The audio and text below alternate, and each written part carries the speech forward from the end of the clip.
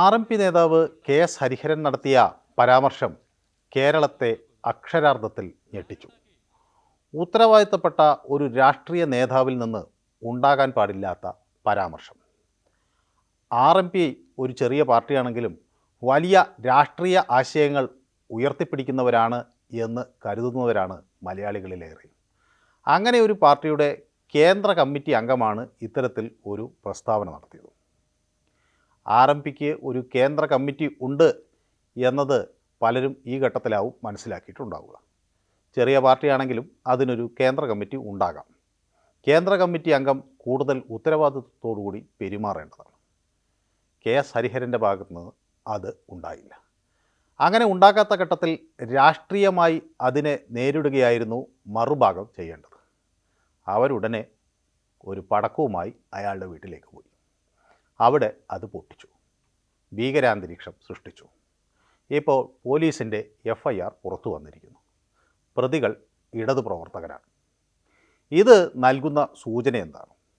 ഒരു സ്ത്രീക്കെതിരെ മോശം പരാമർശം നടത്തുക, അതിനോട് പ്രതികരിക്കേണ്ടവർ ചെയ്യേണ്ടത് അതിനെ ജനാധിപത്യമായി എതിർക്കേണ്ടതാണ് എന്നിരിക്കെ ബോംബെറിഞ്ഞും പടക്കമെറിഞ്ഞുമൊക്കെ ഭീകരാന്തരീക്ഷം സൃഷ്ടിക്കുന്നതാണ് അവരുടെ ഭാഗത്തു നിന്നുണ്ടായ നീക്കം. ഇതിനെ എങ്ങനെയാണ് സാമാന്യജനം നോക്കിക്കാണേണ്ടത്? ഒരു സ്ഥാനാർത്ഥിയെ പരാജയപ്പെടുത്താൻ പല വഴികൾ രാഷ്ട്രീയത്തിലുണ്ട്. Everything is fair in war and love എന്ന ഒരു പഴയ പ്രയോഗമുണ്ട്. പക്ഷേ രാഷ്ട്രീയത്തിൽ വരുമ്പോൾ അതിന് കുറേ കൂടി ജനാധിപത്യ മര്യാദ വേണം.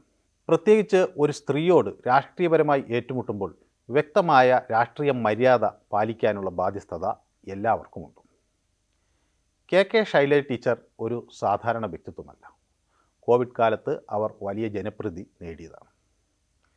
CPMൻ്റെ കേന്ദ്ര കമ്മിറ്റി അംഗവുമാണ്. അതോടൊപ്പം നിയമസഭാ സാമാജികയായി തൻ്റെ കഴിവ് തെളിയിച്ചിട്ടുള്ള ആളാണ്. ഇങ്ങനെ അല്ലാത്തൊരു സ്ത്രീയോടും ഇത്തരത്തിലുള്ളൊരു പരാമർശം നടത്താൻ പാടില്ലായിരുന്നു കെ.എസ്. ഹരിഹരൻ. നാട്ടിൻ പുറത്തൊക്കെ പണ്ട് കാലങ്ങളിൽ സാധാരണ ആളുകൾ ഉപയോഗിച്ചിരുന്ന ഒരു തിണ്ണമിടുക്ക് രീതിയാണ് ഹരിഹരൻ്റേത്. ഏതെങ്കിലും ഒരു സ്ത്രീ തന്നോട് മോശമായ ആരെങ്കിലും പെരുമാറിയെന്ന് പറഞ്ഞാൽ അവൾ അതിന് കൊള്ളില്ല എന്ന തരത്തിലൊക്കെ പറഞ്ഞ് തടി തപ്പാൻ ശ്രമിക്കുന്ന പഴയകാല വിരുദ്ധന്മാരുടെ അതേ പ്രസംഗ ശൈലിയാണ് ഹരിഹരൻ ഉപയോഗിച്ചത്. അതിനപ്പുറത്തേക്ക് ഒരു ചലച്ചിത്ര താരത്തെ കൂടി അദ്ദേഹം അധിക്ഷേപിച്ചു എന്നതാണ് മറ്റൊരു പ്രധാന കാര്യം. ഈ ചലച്ചിത്ര താരം മലയാളികൾക്ക് അത്യന്തം പ്രിയപ്പെട്ട താരമാണ്. അവരുടെ അഭിനയവും അതുപോലെ തന്നെ അവരുടെ കഥാപാത്രങ്ങളും അത്രമാത്രം മലയാളികൾ ഹൃദയത്തോട് ചേർത്ത് വയ്ക്കുന്നവരാണ്. അത്തരം ഒരു നടിയെ കൂടി ഇതിലേക്ക് വലിച്ചിഴച്ചാണ് ഹരിഹരൻ്റെ പരാമർശം. ഇതൊക്കെ തരംതാണ മനോഭാവത്തിൻ്റെ പുറത്തുവരൽ എന്നതിനപ്പുറത്തേക്ക് ഒന്നും പറയാനില്ല. ഹരിഹരന് തെറ്റു മനസ്സിലായിട്ടുണ്ട്, ഖേദം പ്രകടിപ്പിച്ചിട്ടുണ്ട്. പക്ഷേ ആ മനസ്ഥിതി മാറിയോ എന്നതാണ് ചോദ്യം. ഇത് ഹരിഹരൻ്റെ മാത്രം പ്രശ്നമല്ല. നമ്മുടെ സമൂഹത്തിൽ മൊത്തത്തിൽ ആളുകൾക്കിടയിൽ ഉള്ള ഒരു മനസ്ഥിതിയാണ് ഹരിഹരനിലൂടെ പുറത്തു വന്നത് എന്ന് വേണം കാണാൻ. ആ സാഹചര്യത്തെയാണ് പൊതുവെ നമ്മൾ രാഷ്ട്രീയമായി എതിർക്കേണ്ടത്. ഇത് ഒരു നാട്ടുനടപ്പ് എന്ന രീതിയിൽ പല ആളുകളും സ്വകാര്യ സംഭാഷണങ്ങളിലൊക്കെ പറയുന്ന ഒരു ശൈലിയാണ്. ആ ശൈലിയാണ് അറിയാതെ ഹരിഹരൻ്റെ വായിൽ നിന്നും ഒരു പ്രസംഗത്തിൽ പുറത്തു വന്നത്. വടകര കോട്ടപ്പറമ്പ് UDF അതുപോലെ തന്നെ ആർ.എം.പിയും ഒക്കെ ചേർന്ന് സംഘടിപ്പിച്ചത് വർഗീയതയ്ക്കെതിരെയുള്ള ഒരു പ്രതിഷേധ സദസ്സാണ്. വർഗീയതയെ ഇങ്ങനെ പ്രതിഷേധിച്ചാൽ അല്ലെങ്കിൽ വർഗീയതയ്ക്കെതിരെ ഇങ്ങനെ പ്രതികരിച്ചാൽ എന്തായിരിക്കും നമ്മുടെ നാടിൻ്റെ അവസ്ഥ എന്ന് ഓർക്കേണ്ടതേ ഉള്ളൂ. ഇങ്ങനെയാണോ വർഗീയതയെ ചെറുക്കേണ്ടത്? ഇങ്ങനെയാണോ തീവ്രവാദത്തെയും അല്ലെങ്കിൽ മതരാഷ്ട്രീയത്തെയും ഒക്കെ എതിർക്കേണ്ടത്? ഇതാണോ ഒരു ഉത്തരവാദിത്തപ്പെട്ട കേന്ദ്ര കമ്മിറ്റി അംഗത്തിൻ്റെ ഭാഗത്തു നിന്ന് ഉണ്ടാകേണ്ട പ്രതികരണം? അങ്ങനെ ഉത്തരവാദിത്തപ്പെട്ട ഒരു കേന്ദ്ര കമ്മിറ്റി അംഗം തെറ്റായ രീതിയിലൊരു പ്രതികരണം നടത്തിയാൽ അതിനെ ജനാധിപത്യപരമായി നിയമപരമായി എതിരിടാം. ജനാധിപത്യ മഹിളാ അസോസിയേഷൻ്റെ ജില്ലാ സെക്രട്ടറി ആ രീതി അവലംബിച്ചു എന്നത് അങ്ങേയറ്റം അഭിനന്ദനീയമാണ്. അവർ പോലീസിൽ പരാതി നൽകി. പോലീസ് ആ പരാതിയിൽ കൃത്യമായി നടപടി സ്വീകരിക്കും എന്നാണ് കരുതേണ്ടത്. എന്നാൽ രാഷ്ട്രീയ പാർട്ടിയിൽ കാടത്ത മനോഭാവമുള്ള ആളുകൾ ഉണ്ട് എന്ന് വ്യക്തമാക്കുന്നതായിരുന്നു ഈ പടക്കം പൊട്ടിക്കൽ പിന്നീടുണ്ടായപ്പോൾ വ്യക്തമായത്. ആളുകളെ അങ്ങനെ ഭയപ്പെടുത്തി ഇത്തരം പരാമർശങ്ങൾ നടത്തുന്നതിൽ നിന്ന് പിന്തിരിപ്പിക്കുകയല്ല, അതിൻ്റെ രാഷ്ട്രീയ ശരിയിലേക്ക് ചോദ്യങ്ങൾ ഉന്നയിച്ചുകൊണ്ട് അവരെയും പൊതുസമൂഹത്തെയും ബോധവാന്മാരാക്കുക എന്നതാണ് പ്രധാനം. ഈ ചലച്ചിത്ര താരങ്ങളെപ്പറ്റി ഇത്ര മോശമായി ചിന്തിക്കാൻ എന്താണ് ഈ ഹരിഹരന് പ്രചോദനമായത് എന്ന് എത്ര ആലോചിച്ചിട്ടും മനസ്സിലാകുന്നില്ല. ചലച്ചിത്ര താരങ്ങൾ കൊള്ളാത്തവരാണെന്നോ ഒക്കെയുള്ള തെറ്റിദ്ധാരണകൾ മാറ്റേണ്ട കാലം അതിക്രമിച്ചിരിക്കുന്നു.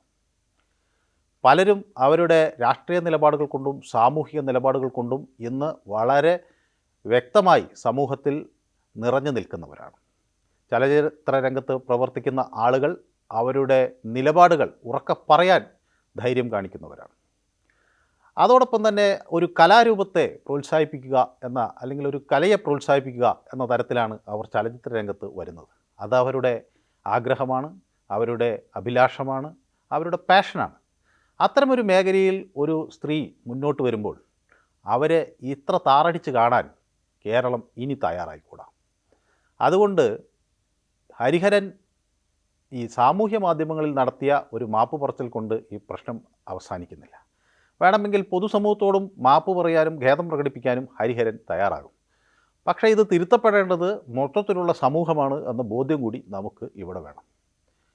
അതിനപ്പുറത്തേക്ക് ഇത്തരം ഹരിഹരന്മാരെ നേരിടാൻ ഓലപ്പടക്കങ്ങൾ കൊണ്ട് വീട്ടിൽ എത്തുക എന്നതല്ല ശരിയായ രീതി എന്നുകൂടി മനസ്സിലാക്കാൻ ഇടതുപക്ഷവും തയ്യാറാകണം. ഇങ്ങനെ വർഗീയതയെ ചെറുക്കാനും വർഗീയതയ്ക്കെതിരെ ജനകീയ സദസ്സ് സംഘടിപ്പിക്കാനുമൊക്കെ തയ്യാറാകുമ്പോൾ അതിൽ ഇത്തരം പരാമർശങ്ങൾ കൂടി ഒഴിവാക്കാനുള്ള ശ്രമം വളരെ ശക്തമായി ഇത്തരം ആളുകളുടെ ഭാഗത്തുനിന്ന് വേണം. തെറ്റുപറ്റുന്നവരെ ജനാധിപത്യപരമായി തിരുത്താനാണ് നമ്മൾ ശ്രമിക്കേണ്ടത്. നിയമപരമായ നടപടികളുമാകാം. പക്ഷേ ഈ പടക്കം പൊട്ടിക്കൽ ഒന്നിനും ഒരു പരിഹാരമല്ല.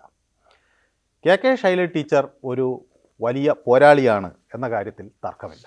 കോവിഡിനെതിരെ അവർ നടത്തിയിട്ടുള്ള പ്രവർത്തനങ്ങൾ പലപ്പോഴും അംഗീകരിക്കപ്പെട്ടിട്ടുണ്ട്. പക്ഷേ അവർക്കെതിരെ വിമർശനങ്ങളും ഉണ്ടായിട്ടുണ്ട്. വിമർശനങ്ങളെ ആ നിലയ്ക്ക് കാണണം. അവർക്കെതിരെ ആരോപണങ്ങൾ ഉയർന്നിട്ടുണ്ട്. അങ്ങനെ ആരോപണങ്ങൾ ഉന്നയിക്കാൻ എല്ലാവർക്കും അവകാശമുണ്ട്. ശൈലജ ടീച്ചറുടെ my life as A comrade, the story of an extra ordinary politician and the world that shaped her എന്ന പുസ്തകം അവരുടെ ജീവിതത്തെക്കുറിച്ച് പറയുന്നു.